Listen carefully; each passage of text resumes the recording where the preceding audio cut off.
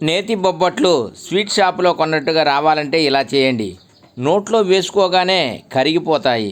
Ugadi special నేతి బొబ్బట్లు చాలా సాఫ్ట్గా రావడానికి ఇలా చేయండి. ఉగాది స్పెషల్ బొబ్బట్లు తెలుగువారికి ప్రత్యేకమైన పండుగ ఉగాది. ఈ విశ్వావసు నూతన సంవత్సరంలో తొలి రోజును షడ్రుచుల సమ్మేళనమైన ఉగాది పచ్చడితో ఆరంభించటం మన సాంప్రదాయం.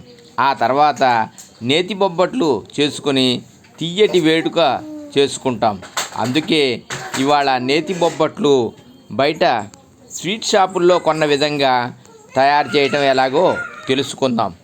కావలసిన పదార్థాలు: మైదా లేదా గోధుమ పిండి 1 కప్పు, ఉప్పు చిటికెడు, నూనె 3 టేబుల్ స్పూన్లు, నెయ్యి 3 టేబుల్ స్పూన్లు, శనగపప్పు 1 కప్పు, బెల్లం తురుము 1 కప్పు, యాలకుల పొడి 1 స్పూను.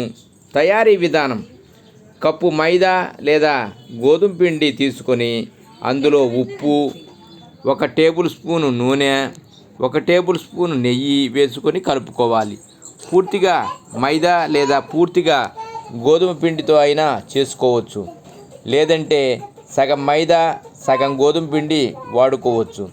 అదేవిధంగా నూనె వద్దనుకుంటే పూర్తిగా నెయ్యితో కూడా చేసుకోవచ్చు.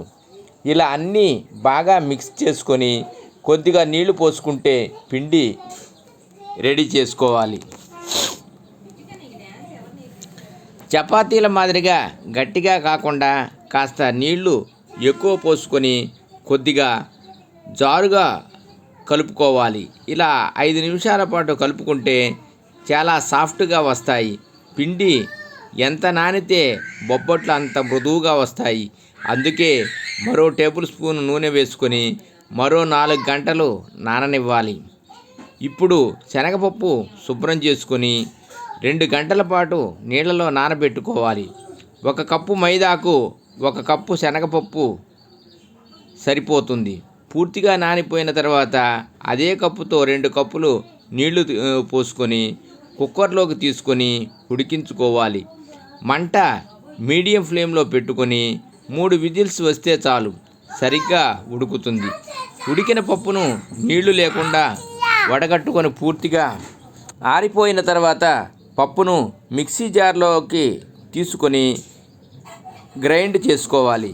ఈ శనగపిండి ముద్దను ఒక కడాయిలోకి తీసుకొని అందులో బెల్లం తురుము వేసుకుని సన్నటి మంటపై వేడి చేయాలి. ఇందులోకి పాకం బెల్లం అయితే రుచి బాగుంటుంది. వేడికి బెల్లం పూర్తిగా కరిగి పప్పులో కలిసిపోయి మిశ్రమం జారుగా మారుతుంది. ఇప్పుడు అందులో 1 స్పూన్ నెయ్యి, యాలకుల పొడి వేసుకొని కలుపుకోవాలి. పిండి ముద్దగా వచ్చే వరకు కలుపుతూ ఉండాలి, లేదంటే అడుగు పట్టి మాడిపోతుంది. బెల్లం పప్పు ఒక ముద్దలాగా రాగానే మంట ఆర్పేసి పక్కన పెట్టుకోవాలి. కొద్దిసేపటి తర్వాత చల్లారిపోయి ఆరిన పప్పు బెల్లం ముద్దను ఉండలుగా చేసుకోవాలి. బొబ్బట్ల సైజు ఆధారంగా బాల్స్ చేసుకోవాలి. పెద్ద సైజు బొబ్బట్లకు పెద్దగా, చిన్న సైజు వాటికి చిన్న బాల్స్ చేసుకుంటే సరిపోతుంది. ఈలోగా పిండి కూడా చక్కగా నానిపోయి ఉంటుంది. పిండిని కూడా బాల్స్ మాదిరిగా చేసుకొని కొద్ది కొద్దిగా ఒత్తుకోవాలి. ఆ తర్వాత బెల్లం ముద్దను పిండిపై పెట్టుకొని పూర్ణం మాదిరిగా బాల్ చుట్టి వేయాలి. చేతికి నెయ్యి రాసుకొని ఒత్తుకుంటుంటే గుండ్రంగా వస్తుంది. పెనం వేడి చేసి నెయ్యి రాసుకొని వేడి కాగానే బొబ్బట్లను కాల్చుకోవాలి.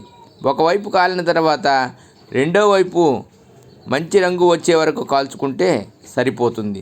సర్వే జనా సుఖినో భవంతు. ఓం నమః శివాయ.